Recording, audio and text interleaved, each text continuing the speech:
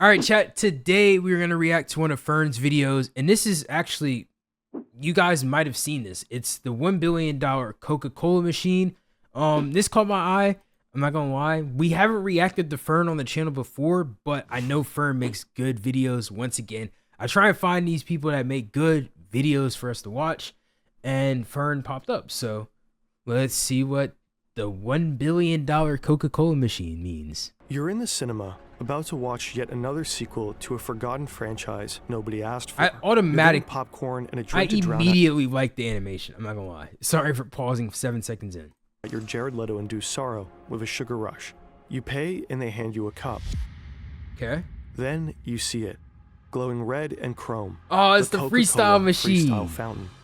Here, you Hey, can I choose used to between love over these, 100 man. different flavors. What y'all know about the Coca-Cola freestyle machine? You get the mix and match. You get like, I remember the first time I ever saw a Coca-Cola freestyle machine, I saw the vanilla Sprite, and it tasted chef's kiss, man. Like, I love that machine, bro. Cherry vanilla Coke, peach Sprite. Maybe you'll go crazy and mix Fanta with Powerade. Or maybe you just pick a classic. If you pick a classic, you're boring. But I don't this care, machine bro. is way more than just a soda fountain. Okay. It's not just serving you a drink. It tracks everything you do. Wait, it's got a And while you're picking camera? your favorite flavor, it's quietly collecting data. Wait, I didn't know it had a camera. Wait, the Coca-Cola machine has a camera that's watching you? That's okay. I didn't know that. Data that turns customers into test subjects. Data that Coke will profit from tremendously. The Coca-Cola company is said to have invested more than $1 billion in this machine. Okay. But they're very likely turning its capabilities into much, much bigger savings and profits. Today, we're diving into how a drink dispenser became a global lab and what role you play in all of this. All right, chat. Nice The intro. Coca-Cola company is one of the biggest beverage producers on the planet. Yep. The conglomerate controls almost half of the global soda market, making billions in revenue every year. And one important way they sold their many drinks has long been soda fountains. In the olden days, ordering a soda soft drink would fountains. work like this. Classic. You'd walk up to the counter, place your order, and someone would pour your drink into a cup. Then self-service fountains arrived. Now you could fill your own cup at your own discretion. When you were a kid, this fountain was everything. You could mix yourself something truly undrinkable. So nasty, bro. Dudes used to be having the most diabolical However, in combinations, 2006, Coca-Cola and other beverage makers noticed something worrying. For the first time since 1985, the sales volume of carbonated beverages had declined. People started to focus more on their health and well-being. Yeah. They were increasingly looking for sugar-free drinks and low-calorie options. But Coke's fountains just weren't ready for that. At that time, only about 1% of all Coke fountains in the US even offered Diet Coke.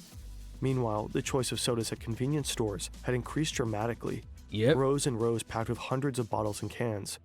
But Coke fountains were stuck with the same limited run-up. They were of like, kind of boring yeah, they were standard like flavors. limited. Like they were in So the they had to come up past. with an idea that would change everything. The The freestyle fountain's machine. design is interesting.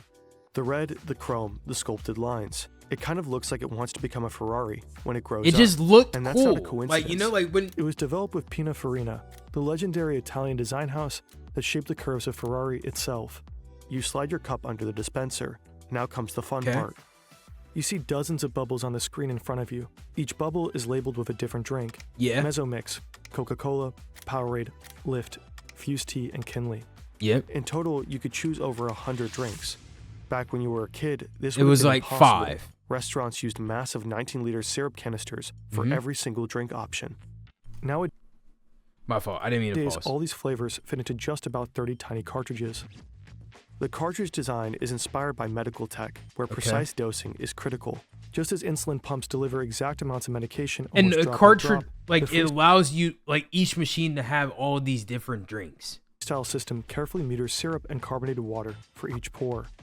In theory, every pour is perfectly measured, drop by drop, turning your drink into a precise But with this, is masterpiece. like, how are they going to make their Coke money from back? The freestyle fountain know? actually tends to taste a little different from the one you buy in the supermarket. In contrast to the old canister systems that Yeah. pre-mix syrup and sweetener, freestyle keeps flavors, sweeteners, and carbonated water Separate. Yep. Now, when you press the button, the flavor, sugar, and carbonated water are combined on demand. This can make your Coke taste slightly different from other preparations. because it's not sitting. Staring at the bubbly screen, curiosity kicks in. You came in for your usual, but you gotta admit, some options here are tempting. You tap the Powerade bubble, and suddenly a whole lineup appears. Man, Powerade I genuinely remember my Powerade first time lemon, seeing one of Powerade these, bro. strawberry. So many choices. Which one to pick? You even mix a drink that doesn't exist before. You could create your own secret flavor. Yep. And won't that make you special? The freestyle fountain is fun. It lets you explore. It bewilders. It's a little It eerie. sparks curiosity. It might even provoke play. And that's exactly the point. Okay. Coca-Cola doesn't just want to sell you a beverage. It wants you to feel something. This technique is called experience marketing. Right here in front of this machine, you're not just choosing a flavor. You're interacting with the brand. You are literally experiencing it. Every tap, every and you're bubble, giving them feedback every choice on. pulls you deeper into the Coca-Cola Okay. universe. And that matters because moments like this make you remember Coke, not just as a drink, but as a feeling. And ideally, it wants you to go home and tell your friends about that About insane all the machine the lets you mix brands your that they own have Coke and control offers over. that amazing, and weird new flavor. they want you to so buy gotta those try. brands outside of this Freestyle isn't machine. the only example for Coke's experience marketing. Think about Share a Coke. Different campaign, same idea. Where you would have your And it's name all on part the of Coke Coca-Cola's bigger can. play, shifting from being just a product brand to an experience brand. Anyways, you ultimately go for a Sprite. You didn't even know Sprite Cherry existed. Time to give it a shot. You press the pour Telling button, y'all, chat, Sprite take a Vanilla sip. hits, bro. You gotta try it. Not half bad. You're not the only one who was curious about Sprite Cherry. All over the world, people have made the exact same choice. Oh, I remember because they had the they had the you saw it in the screenshot, the custom drinks and how you could see other people's Obviously, drinks. Coca-Cola didn't offer you this new flavor just for fun. The freestyle ecosystem is basically a giant testing lab. Every pour, every mix, every flavor you try feeds into I a didn't massive have it experiment, until a Coke sampling Vanilla. program Yeah, on a I didn't global have scale. Coke Vanilla until And with this last year. particular new flavor, the experiment actually worked. Yeah, But I this only is drink just like the tip diet of the sodas. iceberg. When Coca-Cola launched the Freestyle in 2009, they packed it with cutting-edge technology. Reliable wireless body networks like the ones armors. we have today weren't exactly standard, Shout out Kobe. so Coca-Cola built their own. The network they created links every Freestyle machine directly to Coca-Cola's back-end systems, which are managed through SAP software. Think of it as the company's brain. Yeah. It keeps track of everything happening across all departments in real time. Every single day, over 50,000 Freestyle machines Which gives them send a data lot of back to this feedback. brain. But I didn't know they had report everything cameras that's in going them. on inside them, which flavors are being poured, what time of day they are consumed, or how much syrup is left. You might not experiment with your drink choices, but many other people do. That is how Coca-Cola discovered that people really like Coke Orange Vanilla, Sprite Cherry, Sprite Strawberry, and Coke Cherry Vanilla. Some of these What's flavors this? started This as is a niche video creation- from Fern. It's called the $1 billion Coca-Cola Machine. We're reacting to it. It's about the freestyle machine. But what's good, Devo? combinations people kept mixing again and again at the Freestyle machine. Yeah. Others, like Coke Orange Vanilla, were developed by Coca-Cola. And they pushed them. The Yeah. more people got these, the stronger the signal became. And what started as a tiny bubble on screen ultimately moved into full production. Sure, Because now you could they argue can that make these flavors and stuff based off of all these thousands and thousands of people that were like, yeah, let's do orange and vanilla. I like that flavor. And then Coca-Cola down the line, like say a year, they make a Coca-Cola that has both of those flavors in one. Now, when you're at the store, you buy it. So that's kind of what he's hinting at. Like, these machines cost a lot, but they're making a lot of revenue because they found what people actually want. company might have released these flavors eventually either way, but with Freestyle, those Makes it a decisions lot happen easier. faster than before Yep. and might be grounded in better data. But there's more. Before Freestyle, staff had to manually check those giant syrup canisters. They probably used inventory sheets, maybe did a bit of guesswork. So now and it's called even or emailed faster Coca-Cola too. to reorder. It's kind of like Freestyle AI. completely transformed fountain logistics. Every night, the system collects data from this exact machine and figures out how many units of each cartridge needs to be delivered to the cinema. Yeah. And it's not just based on what you and your friends poured yesterday. Algorithms It's based on predict demand everything. and even factor in planned promotions for specific beverages. Ooh. The system calculates which cartridges need refilling and automatically creates the restocking orders. Those orders are sent straight to the distribution center, and from there, the cartridges are shipped directly to the fountain locations. Every Freestyle machine on the planet is quietly syncing. Think about how smart this is. With Freestyle, Coca-Cola can optimize their entire fountain supply chain, streamline inventory management, make restocks more efficient, and even improve their production schedule. And they'll make more money. It's probably in general. safe to assume that this alone saves the company millions and millions of dollars along the way.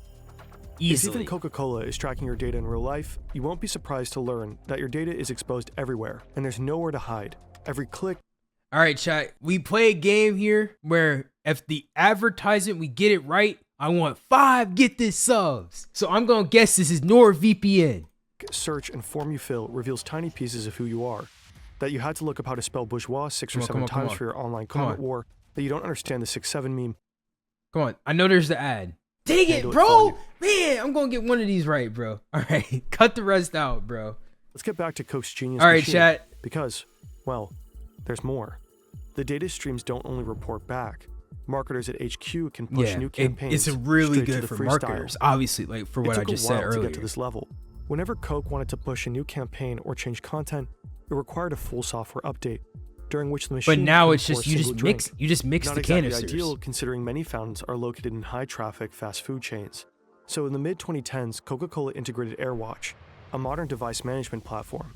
Interesting. Now, instead of sending out a massive software update, whenever marketers want to roll out a campaign, they could push tiny data packages while receiving the config. I wonder if my friends that own like these smart vending machines could ever do this. I wonder if there's a way for them to do this with theirs. Like, I don't know. I don't know how they would do it. I think what they would do is they would look at the pick rate, but like with vending machines, you're restocking. So like I feel like the next step is getting like vending machines that self-stock themselves. I don't know how that would happen. I definitely see that happening one day, especially with AI, especially with bots. I think that's definitely in the future. I say before 2036. Configurations, the machines most likely stay fully operational. They simply download and if display Coke was the new doing this in like content, 2015, like I this could definitely Halloween see vending special. machines doing it. What happens next is called nudging. A new flavor might be the first bubble you see, or a short teaser video might just catch your eye. You're still free to pick whatever you want, but those gentle nudges. But make it's you for more you likely when to you go to the experiment. store, you leave Thousands of the individual machine. recorded choices to try some bizarre Halloween flavor, all feeding directly into Coca-Cola's product development. But wait a minute, this little black dot up there, is that a camera? Like, this is my first time knowing about the camera and was watching this video. That's why I got hooked on it. I didn't know they Is had this cameras thing in them. recording you? Well, Coca-Cola did plan to install a camera in one of their freestyle models. They Oh, included they it in didn't their have. spec Okay. sheet and described it with the words "future capability for motion sensing and facial recognition." Which would This way, help the them company even could have tracked more. every smile when you mix flavors, Yeah. every frown when it doesn't taste right after a little test sip, literally observing which combos make you happy or annoyed. Every reaction is data. But could they really pull this off? At least in theory. In Europe, for example, strict data protection laws such as Europe general would data protection cook them on regulations this. would likely not allow this to happen. In the US, however, businesses and event venues are increasingly experimenting with facial analysis and recognition technology in public You just had spaces. Ring talk about it, like at whatever it was called. They just had it where they were like at the Super Bowl. They were like, "Oh, you could help you find your lost dog," and then people were like, "Well, this kind of seems like you could just find people too." And they were like, "Oh no, we'll just delay it." So there's a lot of companies, doing this. So they're not the only ones. So hypothetically, it might be feasible there. According to Fortune, in early But no, 2024, AI Europe company would just Quantify cook them referenced a anytime facial they try and recognition do it project because their tied to regulations are freestyle. so crazy. In a now removed entry on their website, it reportedly said each vending machine comes with a camera installed, in which an image is captured for every customer interacting with the machine. Coca-Cola's marketing team aspired to use these images to generate insights on consumer preferences and usage patterns. Reportedly, Quantify built a machine learning model to detect customer demographics. Basically, the Coca-Cola company could know you're a guy in your 20s, standing here grabbing that Sprite cherry. Yeah. After Fortune asked questions, the post seemingly vanished. A spokesperson for Coca-Cola said cameras in freestyle fountains were just tested in a laboratory setting from 2018 to 2019. Okay, good. When we asked Coca-Cola about this, they did not respond. The You gotta camera love full it when aside, when you reach out, like when a media group reaches out. Yeah, we reached out to so and so, and they didn't respond. Why you think they didn't respond, bro? Why you think they didn't respond? You think they're gonna respond? That's like going. Like you catch somebody in the police, like you catch somebody with the police. I don't know what I was about to say, bro. And I'm not about to end it like Rakai, bro. China already has face recognition. Like everything has face. Like your phone has it. Like China has some stuff with like the CCTVs, and you know Coca-Cola has some with the machines. Ring technically has it in the US. Stuff in the EU has it. Like, you know, Technology is pretty impressive. A single globally deployed machine expanding flavor variety, strategically pushing experience marketing, enabling hyper-detailed flavor testing, micro-campaigning, and optimization of the supply chain. You probably stood in front of one of those before and never even had a clue. But there is this one central question we just couldn't shake. Just how much are they saving and making with this? In order to find out, we went down a rabbit hole, annual reports, analytics, figures, and company filings, only to realize there is no concrete data. Sure, we found a few clues here and there, but we could barely make anything useful out of it, especially because gains from freestyle are tangled up with other projects. When we reached out to Coca-Cola for comment, they didn't respond. So we had to call in backup. Enter Yannick, the team spreadsheet wizard. He dove into everything we could find out about freestyle and started making sense of it. okay. His analysis is split into 3 parts. First, payback. Let's start with Coca-Cola's assumed revenue from freestyle machines. To get a rough baseline, we looked at something similar, loyalty programs like Payback. Payback usually returns an estimated 0.5 to 3% of your spending. Sounds like a bad deal for them, but here's the thing, it works. Because when people get a little something in return, they tend to spend even more. Yep. And while they do, Payback collects tons of data, or what they buy, when they buy, and where they buy. And then that You helps can't fully them compare Payback sell to again. Coke Freestyle, but both follow the same idea. Encourage people to buy, and learn as much as possible while they do.